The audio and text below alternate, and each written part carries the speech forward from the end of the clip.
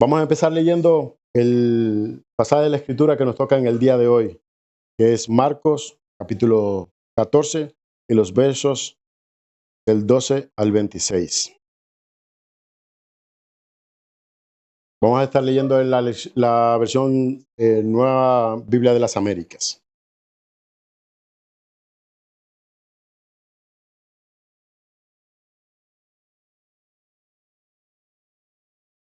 Dice en el verso 12, el primer día de la fiesta de los panes y levaduras, cuando se sacrificaba el cordero de la Pascua, los discípulos le preguntaron a Jesús, ¿dónde quieres que vayamos y hagamos los preparativos para que comas la Pascua? Él envió a 2 de sus discípulos diciéndoles, vayan a la ciudad y allí les saldrá al encuentro un hombre que lleva un cántaro de agua, síganlo. En el verso 14 dice, y donde él entre, digan al dueño de la casa, el maestro dice, ¿dónde está mi habitación en la cual pueda comer la Pascua con mis discípulos? Y él les mostrará un gran aposento alto, amueblado y preparado. Hagan los preparativos para nosotros allí. Salieron pues los discípulos y llegaron a la ciudad y encontraron todo tal como él les había dicho y prepararon la Pascua. El 17 dice, al atardecer llegó Jesús con los 12 discípulos y estando sentados a la mesa comiendo, Jesús dijo, en verdad les digo que uno de ustedes me entregará, el que come conmigo. Ellos comenzaron a entristecerse y a decir uno por uno, ¿acaso soy yo? Es uno de los 12, les respondió, el que moja el pan en el mismo plato que yo, porque el Hijo del Hombre se va tal y como está escrito de él. Pero ay de aquel hombre por quien el Hijo del Hombre es entregado, mejor le fuera a ese hombre no haber nacido. El 22 dice, mientras comían, tomó pan y habiéndolo bendecido lo partió, se lo dio a ellos y dijo, tomen, esto es mi cuerpo. Tomando una copa, después de dar gracias, se la dio a ellos y todos bebieron de ella. Y les dijo, esto es mi sangre del nuevo pacto, que es derramada por muchos. En verdad les digo que ya no beberé más del fruto de la vid hasta aquel día cuando lo beba de nuevo en el reino de Dios. Después de cantar un himno, salieron para el monte de los olivos. Si yo os preguntara en esta tarde que eligiesen cuál ha sido el hecho histórico más trascendente para la historia de la humanidad, ¿qué ustedes me dirían? Yo apuesto que, por ejemplo, los americanos dirían el desembarco de Normandía. Para los latinos sería el descubrimiento de América, ¿no? Y creo que todos como seres humanos diríamos, pues, el día que el hombre puso su pie en la luna, ¿sí o no? Pero nuestro pasaje de hoy, yo sinceramente creo que tiene ese nivel de trascendencia e incluso aún mayor. ¿Por qué digo esto? Porque la noche que relata nuestro pasaje de hoy, tanto para los judíos como para el resto de la humanidad, Jesús redirige los símbolos de la Pascua y cambia el enfoque al cual ellos estaban. Esa Pascua apuntaba a la historia de Israel y Jesús los redirige hacia sí. Y ellos tienen que mirar un poco más adelante porque habla de lo que Él va a hacer allí en la cruz. Hoy nosotros tomamos la cena del Señor, incluso el nombre cambió, y miramos a ese evento de Jesucristo allí en la cruz. Pero vemos en los primeros versículos como dice, el primer día de la fiesta de las panes y levadura, hablando de ese jueves en la semana en el que Jesús va a ser entregado y muerto. Eric nos hablaba en la semana pasada de cómo había esa componenda entre los líderes religiosos y Judas, se habían compuesto para Judas traicionar al Señor y los dirigentes apresarlo e incluso su intención era matarlo. En esta semana, Jerusalén era un hervedero de gente, porque por ley, todo judío que viviera a 30 kilómetros, en un radio de 30 kilómetros de Jerusalén, tenía que venir a Jerusalén a celebrar la Pascua. Los que no cabían en Jerusalén, como hemos explicado antes, iban a las aldeas aledañas, pero durante el día crecía el fervor de la gente, ese fervor religioso por el tema de la Pascua. Parece en el relato como ese fervor religioso también crece ese odio hacia Jesucristo y los planes que ellos preparan para quitarle la vida. La pregunta de los discípulos es pertinente porque estamos en ese día en el que han de celebrar la Pascua y ellos preguntan, ¿dónde quieres que vayamos y hagamos los preparativos? Pero también es llamativo la respuesta de Jesús. Ustedes ven en su respuesta, Él no da ni un nombre ni un lugar específico. ¿Nos llama eso la atención? Si recordamos en el relato pasado, ya hay un traidor entre ellos. Y Jesús manda, dice el texto que hemos leído, que envía a 2 de sus discípulos. Cuando leemos el resto de los sinópticos, sabemos que fueron Pedro y Juan a los que Jesús envió, los de su círculo más interno, ¿no? Y les dice allí en el verso 13, vayan a la ciudad y allí les saldrá al encuentro un hombre que lleva un cántaro de agua. Síganlo. Yo diría que es una pista inusual eso que está diciendo Jesús. Si ustedes recuerdan de la historia que nos ocupa, los hombres no iban a buscar agua al pozo. Si usted va mucho más atrás en la historia de Israel, se recuerda que tanto Raquel como Rebeca y sus hermanas, eran los que iban a buscar agua al pozo. Y ya en la época de Jesús, Juan capítulo 4, hace referencia a la mujer samaritana. ¿Por qué? Porque el hombre, no era la costumbre allí de que el hombre fuese a buscar agua a los pozos. Por eso era cuando los discípulos llegaran a esa zona y vieran a un hombre con un cántaro, no va a haber muchos hombres, ese tiene que ser, ¿sí o no? Pero tiene su propósito estratégico también, el dar ese tipo de dirección para que el traidor no supiera dónde, en casa de quién, se iban a reunir esa noche. Era crucial el que ocurriera ese evento en la noche de Pascua, ¿no? Y Jesús dice, pero no dice, pero los que son enviados obedecen y encuentran el lugar. Desde el principio, Jesús vemos cómo está orquestando soberanamente cada detalle de esa cena. Como prueba de ello de que no es una víctima del destino, todo lo contrario, es el autor de la historia. Entre los mártires de la historia de la iglesia, nunca contamos a Jesús, ¿sí o no? ¿Por qué? Porque Jesús entregó su vida voluntariamente. Dijo cuándo y cómo iba a ser entregado. Un mártir no presta su vida para que le maten. Por eso Jesús no es un mártir en la historia de la iglesia. Él decidió y estipuló soberanamente cuándo y cómo iba a entregar su vida, ¿no? Si miramos en el relato de hoy, un poco más adelante, lo tienen ahí en la pantalla, en el versículo 18, vemos a Jesús ya en el aposento alto con sus discípulos, sentados alrededor de la mesa, y allí hace una declaración que rompe esa comunión. El acto para los judíos, el acto de comer juntos bajo un mismo techo, era un símbolo de confianza y amistad. Pero la traición de Judas rompía ese vínculo. Y Jesús deja a todos en shock por el relato que vemos y les dice, en verdad les digo que uno de ustedes me entregará, el que come conmigo.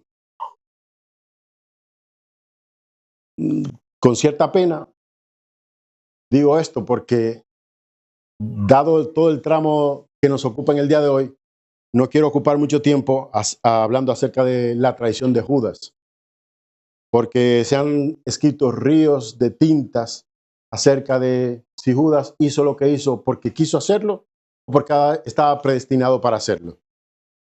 Y yo mismo me he visto envuelto en ese tipo de discusión, ¿no?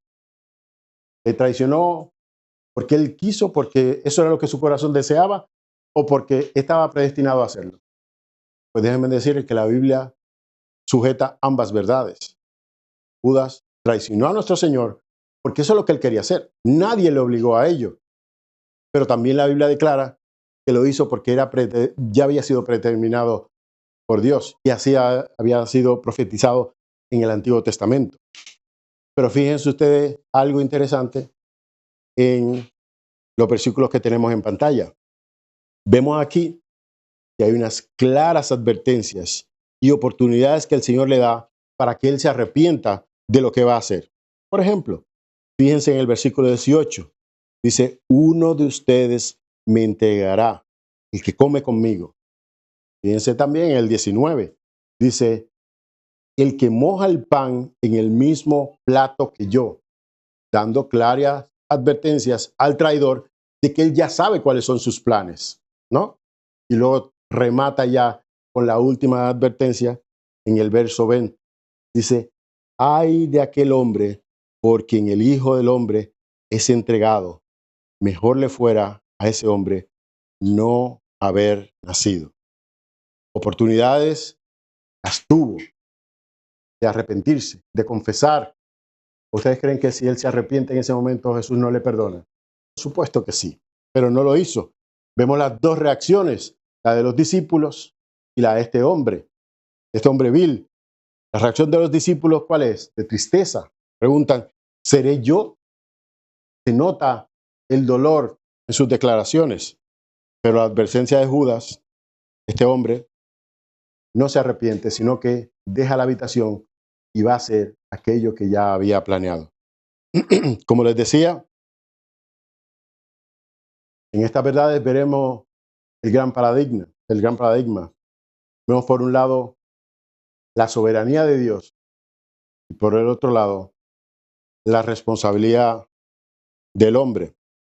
Me gusta mucho una ilustración que hace uno de los mejores predicadores en los últimos siglos, que era Charles Spurgeon, un británico, y él ilustraba estas verdades con esta ilustración. Dice, la puerta del cielo es una ilustración, no se olvide. Él decía, las puertas del cielo, en su entrada hay un rótulo que dice, quien quiera puede venir. Pero una vez usted atraviesa esas puertas y entra al cielo y mira hacia atrás, por dentro, esas mismas puertas dicen, elegido antes de la fundación del mundo. La Biblia sostiene que el hombre es responsable de su pecado. Nunca en la Biblia usted encontrará un texto ni que enfrenta ni que desancla la responsabilidad humana de la soberanía de Dios. Y es el caso en el que estamos viendo en este hombre. Eligió traicionar a Jesús, aunque eso ya había sido preparado y predispuesto por el Señor. Luego vemos la cena del Señor.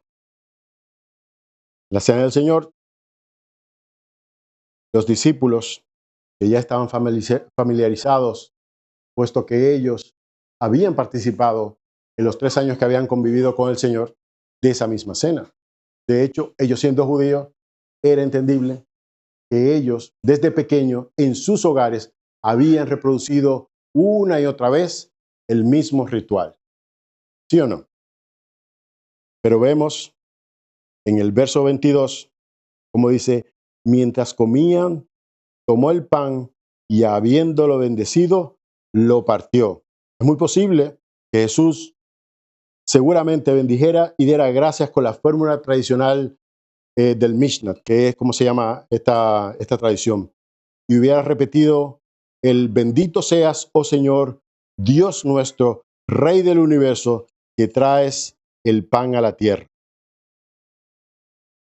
Esto era un evento, una festividad llena de muchos simbolismos, que para nosotros puede que sean extraños, pero no para el judío. El judío desde pequeño había repetido el ritual y le habían explicado lo que significaba ese ritual. Vean ustedes en pantalla todos los elementos de esta celebración. Había vino, había hierbas amargas, había un pan sin levadura, había pasta de frutas, había cordero, ¿no? Y se leían lo que se llaman los salmos del Halel. Halel a nuestro idioma es aleluya.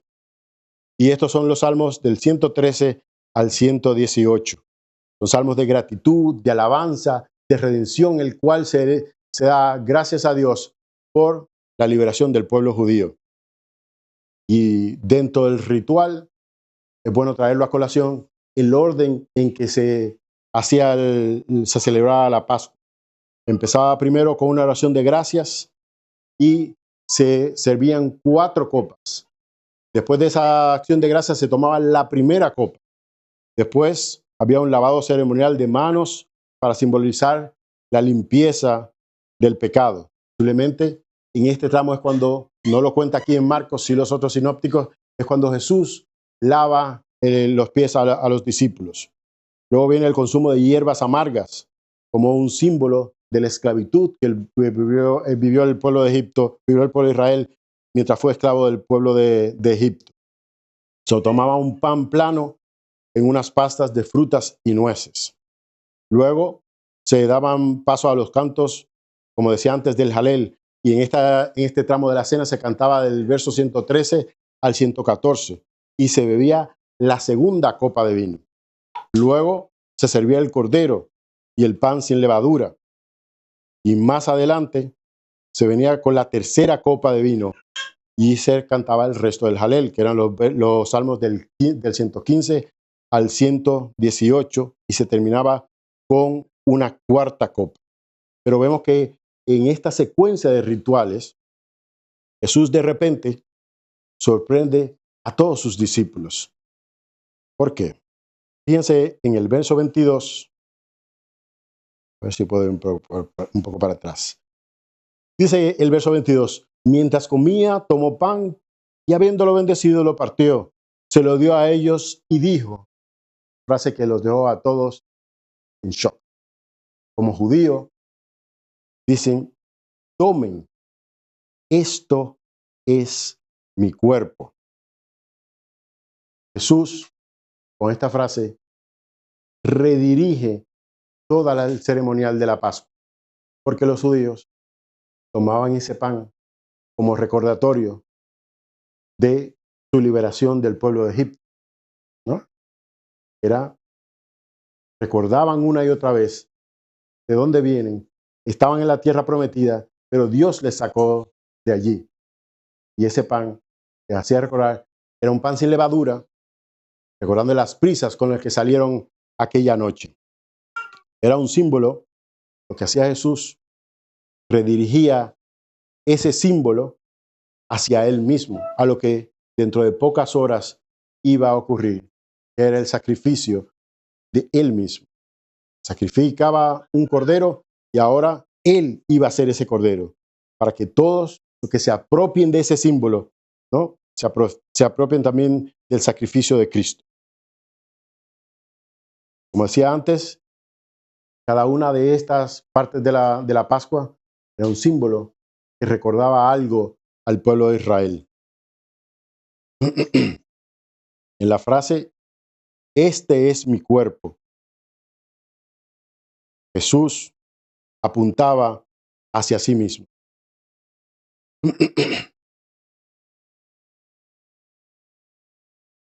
En este simbolismo, en el cual el pueblo de Israel recordaba su liberación, ahora nosotros, como su iglesia, debemos recordar el día de nuestra liberación, que ocurrió allí en el Calvario cuando Cristo murió y su sangre fue derramada. Pero el ceremonial no acaba ahí. Un poco más adelante, él dice, en el verso 23, y tomando una copa, Después de dar gracias, se la dio a ellos y todos bebieron de ella. Y les dijo, esto es mi sangre del nuevo pacto, que es derramada por muchos. Esta frase de Jesús también debió ser chocante para ellos, porque había cierta familiaridad en las palabras que él utilizaba, pero había algo nuevo en su significado. Los judíos estaban familiarizados con las palabras sangre y pacto, porque en su cabeza resonaban el pacto en el Sinaí. Allí en Éxodos capítulo 24, los versos 7 al 8, Dios daba su ley al pueblo de Israel. Oían la ley que Moisés les acaba de explicar. Y dice allí en Éxodo 24, 7 y 8, dice, luego tomó el libro del pacto y lo leyó a oídos del pueblo. Y ellos dijeron, todo lo que el Señor ha dicho haremos y obedeceremos. Entonces Moisés tomó la sangre y la roció sobre el pueblo y dijo, esta es la sangre del pacto que el Señor ha hecho con ustedes según todas las palabras. Hay un eco, pero hay una novedad, ¿sí o no? ¿Por qué? Porque Jesús no está ratificando el antiguo pacto, para nada. Él está inaugurando un nuevo pacto que había sido prometido 500 años atrás por el profeta Jeremías. Este es un verso que yo cito muy a menudo, así que el que me conoce sabe que constantemente voy a él. Allí el profeta Jeremías, capítulo 31, y a partir del verso 33, Dios hablando a través de Jeremías, esta era la promesa de ese nuevo pacto. Dice, porque este es el pacto que haré con la casa de Israel después de aquellos días. Declara el Señor, pondré mi ley dentro de ellos y sobre sus corazones la escribiré. Entonces yo seré su Dios y ellos serán mi pueblo y no tendrán que enseñar más cada uno a su prójimo y cada cual a su hermano, diciéndole, conoce al Señor, porque todos me conocerán, desde el más pequeño de ellos hasta el más grande, declara el Señor. Pues perdonaré su maldad y no recordaré más su pecado.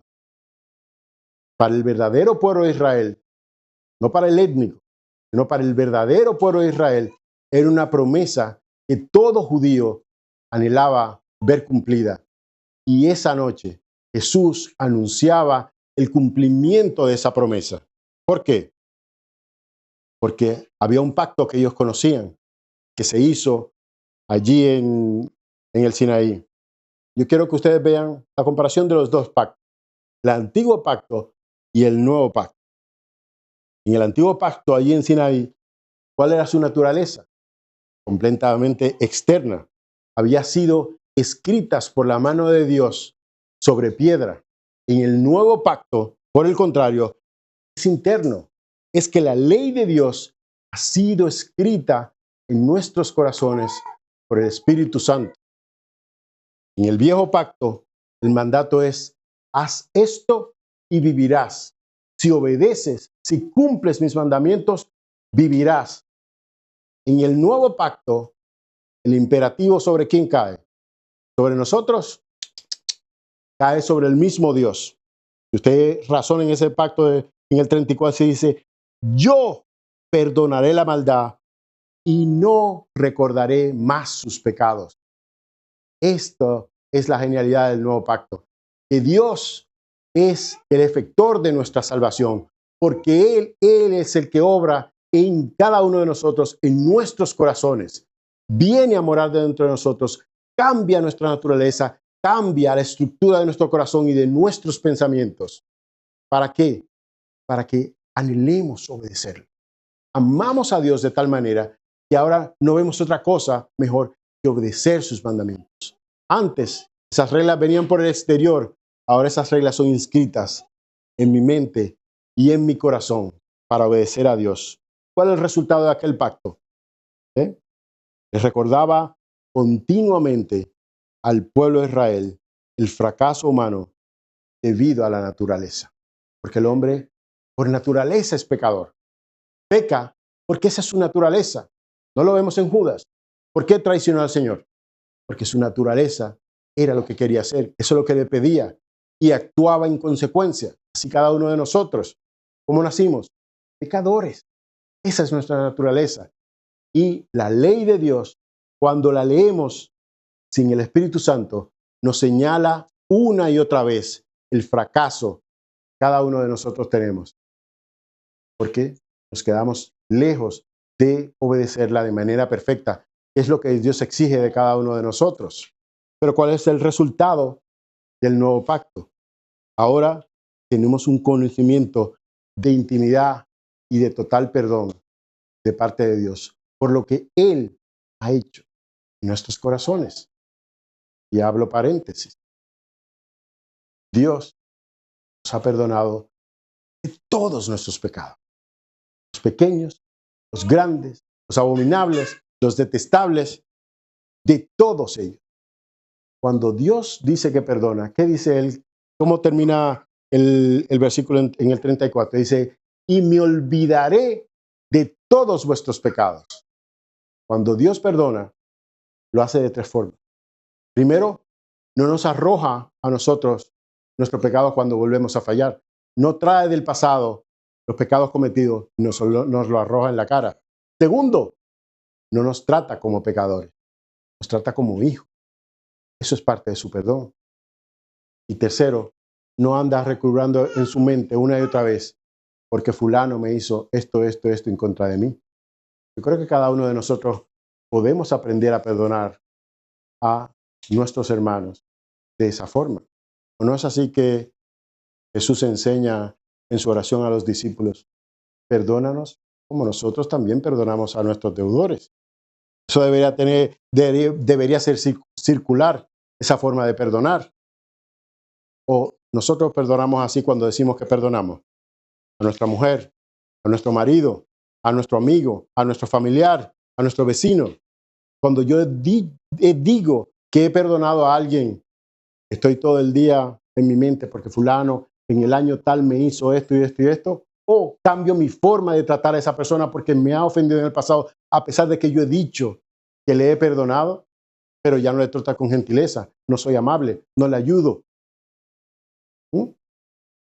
O cuando vuelve y se equivoca y me falta recobro del pasado una ofensa que supuestamente yo he perdonado. Esa no es la forma que Dios nos perdona y no es la forma en que estamos llamados a perdonar. Entonces, hay algo que aprender en la forma en que Dios nos perdona, ¿sí o no? Piensa en ello. Cuando yo digo que he perdonado a alguien, ¿de verdad lo he perdonado a la manera de Dios? Porque en la oración de Jesús, Él dice que Él nos perdonará a nosotros de la manera en que nosotros perdonamos a los demás. Es interesante meditar en eso, ¿no?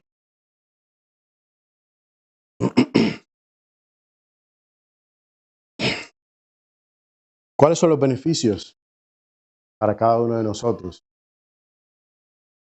de ese nuevo pacto?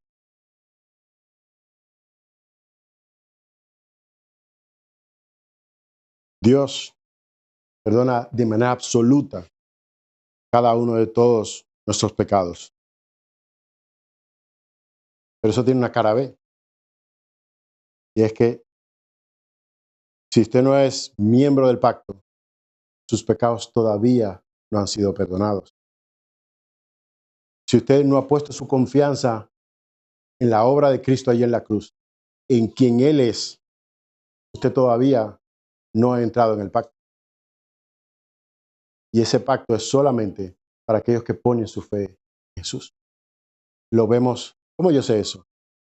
Porque lo vemos reflejado en el Antiguo Testamento. ¿O acaso el pueblo de Israel mandaba una carta de invitación a los hititas? ¿Llamaba a celebrar la Pascua a los cananeos? ¿A qué no? ¿A qué no? Porque la Pascua era exclusiva para el pueblo de Dios. La cena del Señor también es exclusiva para los miembros del pacto.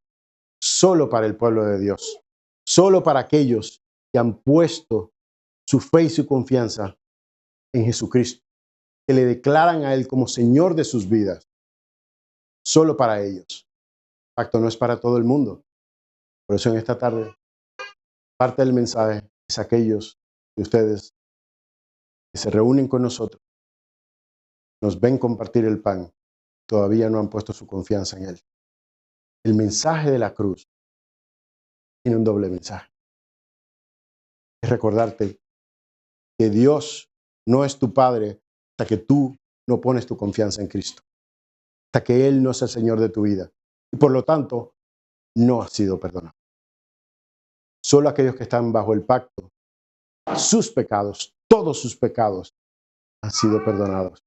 Y cualquier intento que usted haga por acercarse a Dios fuera de Cristo, le aleja cada vez más de Dios. Y terminará en el infierno, en la condenación, bajo la ira de Dios. Solo aquello que Jesús hizo allí en la cruz es lo que están simbolizando con sus apóstoles. Por medio de su sangre, por medio de su cuerpo y su muerte, aquellos que aceptan ese sacrificio entran a esa comunidad de pacto. Dios, como decía Marco Sweet, una canción que todos conocemos, es un Dios de pacto. Se relaciona con el hombre bajo ese pacto. ¿Ya sabe lo bueno que es ese pacto? Ese pacto nuevo que Jesús inaugura en esta noche. La salvación es realizada por Dios. Usted no tiene que hacer nada. Bajo el antiguo pacto, usted tenía que cumplir una serie de ordenanzas. Cada vez que se equivocaba, llevar un animal y matarle. Pero en este nuevo pacto, Jesucristo ya dio su vida para pagar por cada uno de nuestros pecados. Eso es lo bueno. Y lo único que se me pide es que yo crea en la sangre de Cristo y en su sacrificio. Pero también tiene un mensaje para los que son del pacto. Porque la cena del Señor es una ordenanza. ¿Usted sabe qué quiere decir eso? Que no es un consejo. No es, si usted quiere, venga y congréguese y forme parte de la cena del Señor. Es una ordenanza. Porque Jesús manda a todos los que son del pacto, los que se saben del pacto, venir y formar parte de esta ordenanza. Porque nos identificamos en la cena del Señor, recordamos presente, pasado y futuro. Recordamos el pasado, así como los discípulos en esta noche que estamos leyendo, miraban un poco hacia el futuro, hacia lo que Cristo iba a hacer. Nosotros miramos hacia atrás a lo que Cristo hizo por nosotros. Miramos al presente, cómo ese sacrificio ha limpiado nuestros pecados, cambiado la disposición de nuestro corazón. Pero también miramos un poco al futuro. Y de hecho ellos también lo hicieron. Y Jesús les invitaba a hacerlo también. Fíjense cómo termina estos versículos. Dice,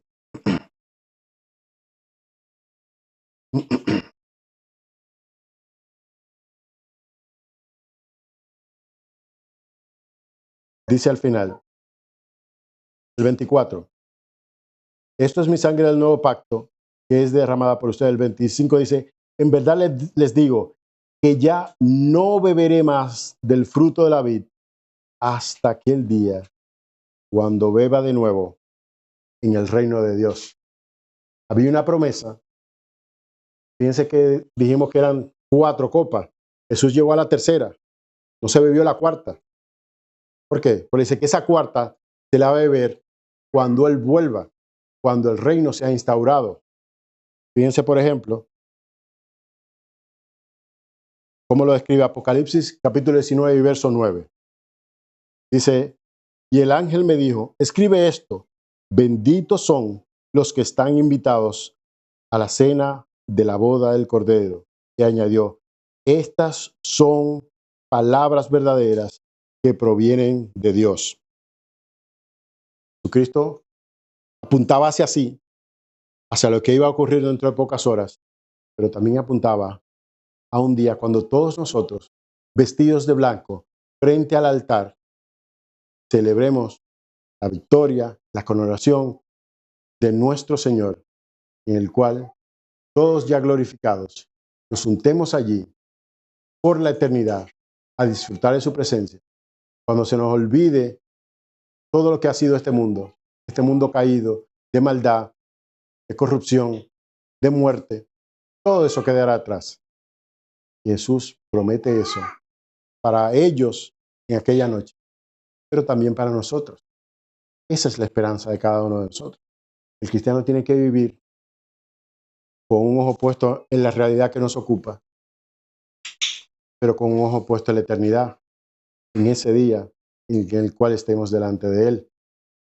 Y eso es lo bueno del nuevo pacto. Que este mensaje quita la carga de mis hombros, porque eso ocurre. Yo soy salvo y seré glorificado y pasaré la eternidad por lo que Él hizo allí en la cruz. No por nada que yo tenga que hacer. No me compete a mí hacer nada para mi salvación. Él ya lo hizo. Por eso Él dijo, consumado es. Todo lo necesario para que eso fuera una realidad, Él ya lo hizo en la cruz. Y eso es a donde Él apunta en esta noche tan crucial. Este único mandato de recordar, porque ese es su mandato. Recuerden esto que estamos haciendo. Jesús nunca nos pidió en la Escritura que recordáramos su nacimiento. Tampoco pidió que recordáramos sus milagros. Dicen, recuerden mi mente, mi muerte.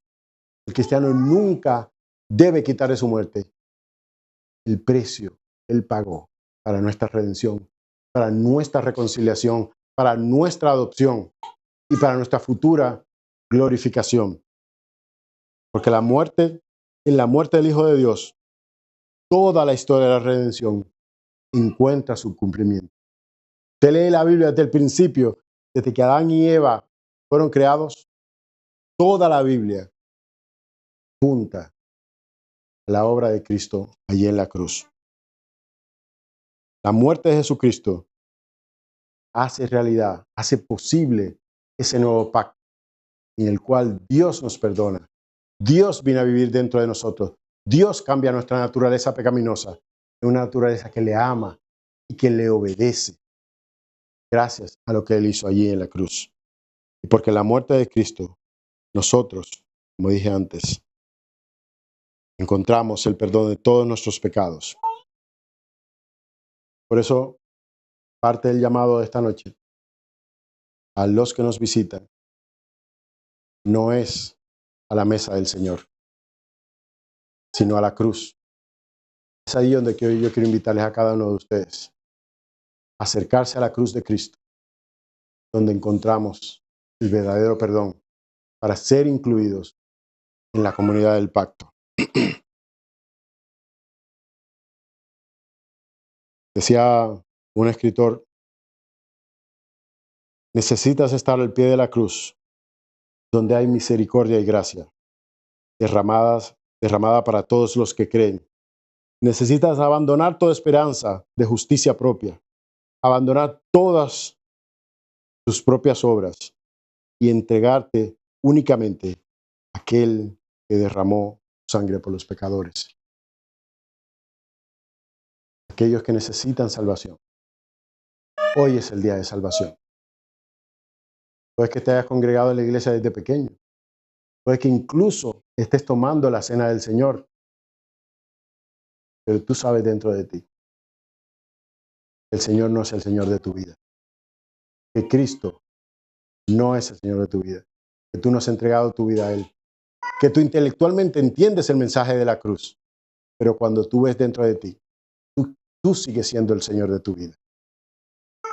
Jesucristo murió, pagó por nuestros pecados, para que poniendo nuestra fe en Él, le declaremos como dueño y Señor de nuestra vida, de cada una de nuestras decisiones.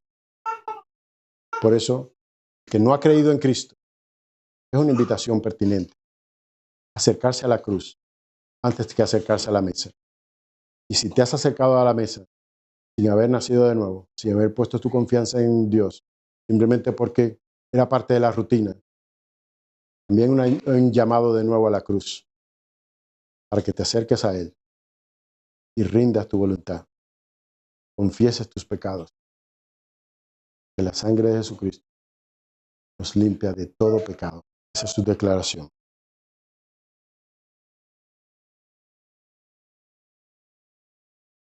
Permítame orar en esta noche.